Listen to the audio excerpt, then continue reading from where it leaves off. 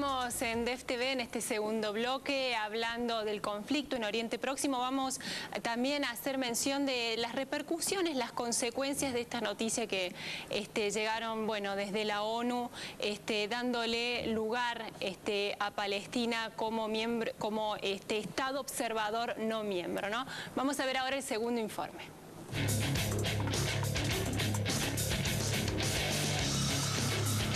Luego de los primeros enfrentamientos, los Estados Unidos de Norteamérica dejaron en claro que apoyaban el derecho israelí a la autodefensa. Sin embargo, el propio Barack Obama pidió cautela a la hora de llevar adelante un ataque terrestre que provocaría más dolor y muerte. President Obama said it's preferable to negotiate an end to the conflict between Israel and the Palestinians in Gaza without escalating military action.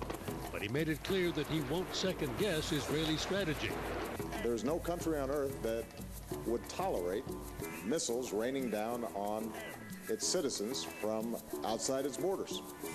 So we are fully supportive of Israel's right to defend itself from missiles landing on people's homes. Estados Unidos juega un papel fundamental en este conflicto, llevando adelante una iniciativa diplomática muy delicada para frenarlo. La administración norteamericana quiere dejar en claro que está del lado de Israel, al que considera el país agredido, pero que también está ejerciendo su capacidad de presión sobre ese país para que actúe con la mayor prudencia posible. Por primera vez desde 1970, morteros han sido lanzados por movimientos pro-palestinos sobre Jerusalén. Este desarrollo de los ataques cruzados que han tenido lugar durante los últimos 2 días entre Israel y fuerzas pro-palestinas han generado el despliegue urgente de los esfuerzos diplomáticos estadounidenses para frenar el riesgo de una guerra de consecuencias inimaginables. Estamos urgiendo la desintensificación de este conflicto. Es un asunto de la comunidad internacional y en particular es un asunto de los estados en la región con influencia. Hacer lo que esté a su alcance para dejarle claro a Hamás que esto es algo que no beneficia ni a la causa palestina ni a la estabilidad regional. Turquía y Egipto son los otros 2 ángulos de ese triángulo diplomático. Para Estados Unidos, uno de los peligros de la crisis de Gaza es que toda su arquitectura de influencia en Oriente Próximo se derrumbe si la escalada militar continúa y que toda la región pierda su aparente equilibrio. Momentos de tensión se vivieron en la embajada de Estados Unidos en Tel Aviv cuando un hombre armado con un hacha y un cuchillo intentó atacar la sede diplomática. El sospechoso hirió a un empleado de seguridad. El atacante fue detenido y se encuentra bajo la custodia de la policía israelí. Autoridades esperan definir si este hecho tiene relación con la escalada de violencia en la Franja de Gaza. Anger rising here in Ramallah, where Secretary of State Clinton is to arrive later today. Now, just 40 miles west of here in Tel Aviv, an Israeli man stabbing a guard at the U.S. Embassy, showing how tense things are here. El conflicto ha modificado la ecuación política en Gaza hasta el punto de animar a algunos países a apoyar la causa palestina ante las Naciones Unidas. Está en juego un nuevo estatus para los palestinos, convertirse en Estado observador no miembro en la ONU. El simple reconocimiento de Palestina como Estado sería una victoria para su causa, y al fortalecer al gobierno palestino se detendría la expansión del poder de Hamás. El presidente de la Autoridad Palestina, Mahmoud Abbas, informó a la Liga Árabe que va a solicitar el ingreso de su país a la ONU como Estado observador.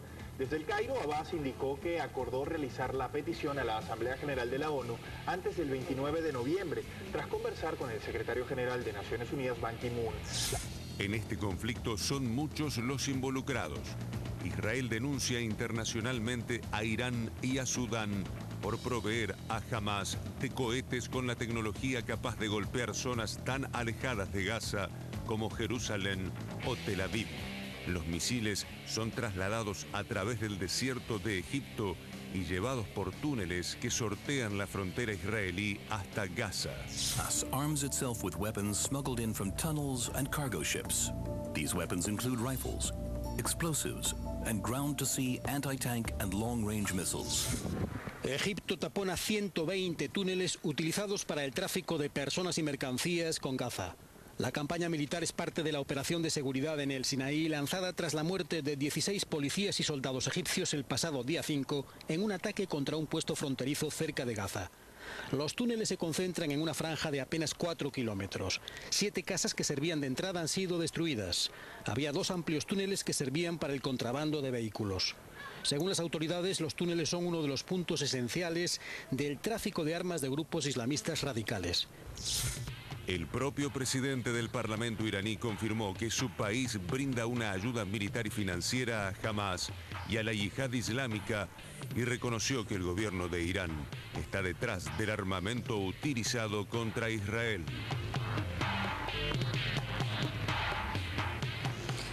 Uno ve esas imágenes, ¿no? Y causa tanta tristeza ver la destrucción, la muerte, Exacto. pero además es tan difícil también comprender que los gobernantes de una población pero tan necesitada como la gazatí, gasten cifras tan siderales de dinero en ese tipo de armamentos, ¿no? En lugar de poder invertirlo en las necesidades de la gente. En el desarrollo que les permita un mejor nivel de vida, ¿no? Porque realmente viven en estado de pobreza tremendo.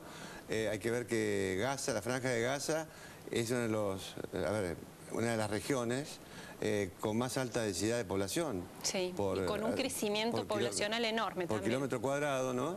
Y entonces uno se pregunta realmente, ¿no? Todo ese dinero invertido en armamento que en definitiva no logran derrotar a un enemigo, como es este caso para Hamas y para la yihad islámica de Palestina, el Estado de Israel, ¿no? Pero hay que aclarar algo más también.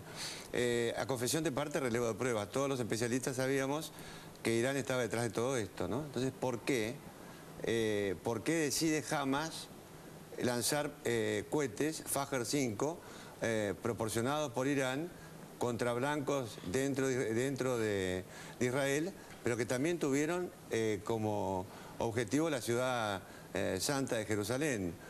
Entonces, yendo al tema de Irán, es que ellos de alguna forma ayudaron a detonar esta etapa del conflicto entre Gaza e Israel para distraer la atención mundial de lo que está sucediendo en este momento y desde hace prácticamente 2 años en Siria, ¿no?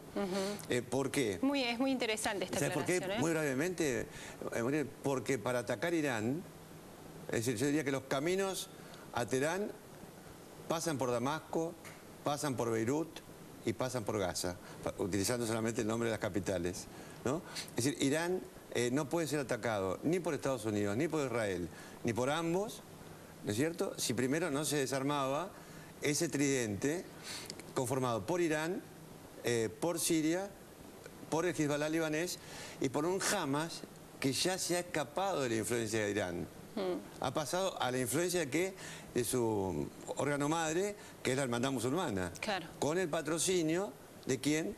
Del emir de Qatar, que por supuesto con Al Jazeera en el medio tiene un terrible cañón de propaganda a su disposición. O sea, ha cambiado Hamas de patrones para asegurarse de que tiene algo de su parte Irán dentro de la Franja de Gaza.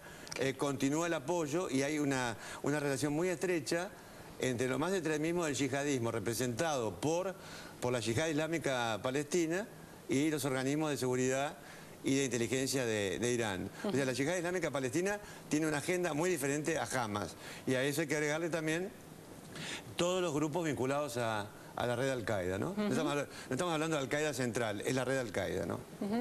¿Y cómo queda parado Israel como actor militar, ¿no? Si vemos los conflictos de los últimos años, Líbano 2006, Gaza 2008, ahora donde no salió Israel tampoco con una victoria militar clara. Buena pregunta, linda pregunta, ¿no? Yo creo que lo que está sucediendo con Israel y fuera de Israel en la comunidad judía mundial, como también pasa como en la comunidad islámica mundial o UMA, se llama UMA en árabe, o con la misma cristiandad, ¿no? Es decir, las divisiones internas que uno no veía antes, desde hace décadas atrás, que uno sigue esto, yo sigo esto, que tiene 12 años, creo 13, imagínate, todas las décadas que han pasado, es que yo no veo tanta solidaridad entre muchas organizaciones judías de la diáspora con Israel. Y eso se ve, yo le comentaba justamente a un periodista muy conocido de origen judío, muy partidario de Israel, digo, las grandes plumas y las grandes voces que se están alzando en este momento contra el Estado de Israel no son ni alemanas ni americanas, sí, eso sí, de ciudadanía, pero son todas de origen judío. Entonces eso es un tema que objetivamente hay que contemplarlo. Claro. Y dentro de Israel, yo lo he visto, porque he estado ahí, una división entre los que son los laicos y los ortodoxos. Y dentro de los ortodoxos, las diferentes ramas. Y todo esto tiene que ver, ¿sabes con qué? Con este final de ciclo histórico, con este cambio generacional. ¿No puede tener una pizca también de autocrítica, de decir, bueno, a ver qué hicimos en estos años? Tal vez habría algunas cosas que corregir, que revisar. ¿Por parte de la dirigencia israelí? Sí. Yo he conversado con mucha gente. Sobre todo intelectuales israelíes, ¿no? Yo creo que hay estas grandes plumas que me estás referenciando. Bueno, son algunas plumas las que yo hago referencia que son fundamentalmente, diría yo, antisionistas, ¿no? Cuidado que hay que marcar esa diferencia. Incluso acá en Argentina vemos plumas también, en otros países que son personas de origen judío. A lo mejor no practican, a lo mejor no van a la sinagoga, pero son de origen judío y que están radicalmente en contra del gobierno israelí. Y si están a favor de Israel, a lo mejor con sectores de la extrema izquierda de Israel, que a su vez tienen conexión, tienen vasos comunicantes muy importantes con la izquierda palestina. Con la izquierda secular palestina. Y si hay plumas, no judías, por ejemplo, ¿no? Que apoyan a Hamas, ¿no? Por ejemplo, o gente con pensamiento católico, de pensamiento nacionalista, que apoyan a Hamas, es por una agenda o puntos comunes contra Israel.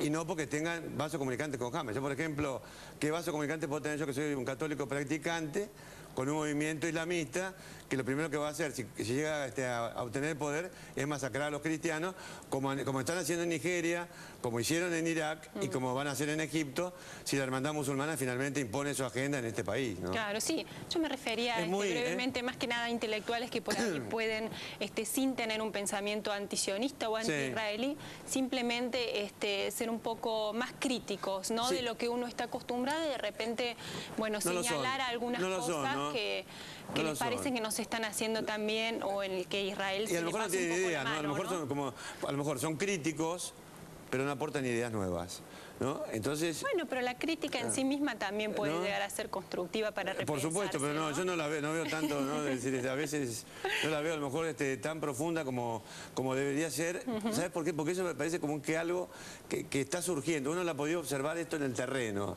¿no? Y uno lo observa en la lectura de las grandes editoriales. Yo, por ejemplo, en los grandes geopolitólogos que yo sigo mucho, que George Friedman o Robert Kaplan, por ejemplo, bueno, ellos están hablando ya de un retiro casi, digamos, bastante probable de Israel, de lo que ellos llaman Judea y Samaria, y que nosotros conocemos Cisjordania, que es donde está emplazada la Autoridad Nacional Palestina. Entonces acá hay mucha tensión en todo esto interna. Tanto del lado musulmán como del lado a lo mejor cristiano, como decía acá no estamos haciendo ni islamofobia, ni judeofobia, ni nada. No, por supuesto, claro, desde el comienzo. Entonces, a mí me parece eso, yo estoy de acuerdo contigo que tendría que haber una crítica y ver de qué manera solucionar esto, pero yo creo que lamentablemente acá son pequeñas erupciones que están llevando a una erupción mayor y yo creo que estamos, calculo que en fecha de acá a un año, con una conflagración mayor en Medio Oriente, indeseable, en el Levante, por supuesto, también, ¿no? Pero eso... Qué lamentable noticia. Sí. Horacio, con respecto a las noticias de los últimos días, ¿no? Y este amplio respaldo que vimos por parte de varios países en las Naciones Unidas de permitirle a Palestina este estatus de Estado observador no miembro. ¿Por qué fue visto con tanto desagrado, o sea, que se expresó por parte de Hillary Clinton de una forma muy contundente esta decisión? Bueno, ¿cuál es el rol que está jugando Estados Unidos? Bueno, Hillary Clinton, ella en lo personal, que ya hay una diferencia notoria entre lo que es ella y Barack Obama, ¿no? Hillary Clinton yo diría que es una personalidad pro-sionista. Siempre lo ha demostrado históricamente, o sea, esto es una cuestión de análisis político objetivo, ¿no? Por un lado, el discurso de Hillary Clinton. Ahora, en lo personal, yo creo y defiendo la existencia de un Estado palestino, soberano e independiente, comprendiendo, por supuesto, la Franja de Gaza y, por supuesto, y lo que es Cisjordania, ¿no? La totalidad de territorios palestinos, etcétera. Pero a mí me parece que esta resolución de las Naciones Unidas, que es una victoria política o diplomática a lo pirro para a lo mejor Mahmoud Abbas, no va a tener el día de mañana, a lo mejor estamos hablando de hoy o de 2 o 3 días, no va a provocar un cambio en la situación real del conflicto insoluble hasta ahora entre las fuerzas palestinas, en total, del pueblo palestino, como quiera llamarlo, por un lado, y del Estado de Israel por el otro. Porque además... ¿Por qué? Porque además, uno que conoce ese mundo árabe, entre comillas, de adentro, ¿es cierto? Muchos estados árabes, lo último que quieren, y más que Israel, es un Estado palestino soberano e independiente. Por ejemplo, el reino de Jordania no quiere saber absolutamente nada porque tienen temor a que eso se extienda a su propio reino, porque hay que ver que Jordania tiene una mayoría de la población palestina. O sea, no son justamente los jordanos de origen mayoritariamente jordano propiamente dicho, son mayoritariamente palestinos. Y así sucesivamente. Entonces, Siria, por ejemplo, nunca quiso un Estado palestino. ¿Por qué? Porque para la Gran Siria, la idea de los Qaumisuris, de los nacionalistas sirios, ellos heredaron la herencia de la Gran Siria. Y la Gran Siria comprende a lo que es Palestina, no solamente los territorios palestinos, Israel incluido, como una provincia de ellos. Entonces, al margen de esta confrontación histórica con Israel, ellos no aceptaron nunca, salvo en la retórica, la formación de un Estado palestino. Y los dirigentes de Hamas, cuando yo estuve con ellos, es interesante esto, los de Al-Fatah ocuparon toda la reunión en hablar contra los de Hamas. Y los de Hamas ocuparon toda la reunión no en hablar en contra de Israel, ellos hablaban en contra de los países árabes. Porque decía este ministro Barghouti, me dijo, Arabia Saudita dio $600 millones para ayudar al tsunami y, por ejemplo, a nosotros no nos ayuda y está en nuestra población, bueno, en un estado de hambruna, etcétera, etcétera, etcétera. No tenemos tiempo, así que le hago la última pregunta por sí o por no, prácticamente. Sí, sí. Bueno, a partir de este nuevo estatus, ¿no? Bueno, ¿le daría esto la posibilidad a los palestinos de acceder, por ejemplo, al Tribunal Penal Internacional? ¿Cree posible, por ejemplo, que puedan llegarse hasta allí con causas como ocupación de los territorios palestinos, investigación por envenenamiento, esa sospecha que haya de Yasser Arafat, bueno, la operación Plomo Fundido de 2008, ¿pueden llegar a la Corte Penal Internacional con esas causas? Bueno, yo creo que en tanto en cuanto la Autoridad Nacional Palestina, que es la que ha sido reconocida en definitiva en las Naciones Unidas, sí, firma el Tratado de Roma, del cual hablamos en uno de tus programas hace muchos años atrás, ¿no? Y accede a la Corte Penal Internacional. Bueno, eso yo creo que Israel puede llegar a tomarlo antes de que tome la primera medida, la primera acusación como un casus belli. O sea, que eso podría poner en peligro inclusive el gobierno de Jordania, porque el gobierno de Jordania en este momento, perdón, el gobierno de Palestina, de la Autoridad Nacional Palestina, depende de la ayuda de Israel y de los Estados Unidos. Si Israel le quitara esa ayuda y Estados Unidos también, yo creo que quedarían en manos incluso de Hamas. O sea que yo creo que Israel no va a permitir de manera alguna que se inicie cualquier tipo de medida en ese sentido, aunque le cueste un vendaval diplomático en un futuro. Eso es lo que yo veo desde el punto de vista objetivo. Horacio, nos quedaron tantas cosas por conversar y ya no hay más programas, pero muchísimas gracias por tu análisis tan valiente también, porque hay que estar acá dando la opinión con fundamento y todo, ¿no? pero hay que estar. Hablo con la verdad, por lo menos que yo creo que es la verdad, ¿no es cierto? Y sin defender a nadie ni atacar a nadie. Planteo las cosas como son. Muchas gracias. Nos vamos a una pausa, enseguida volvemos con más.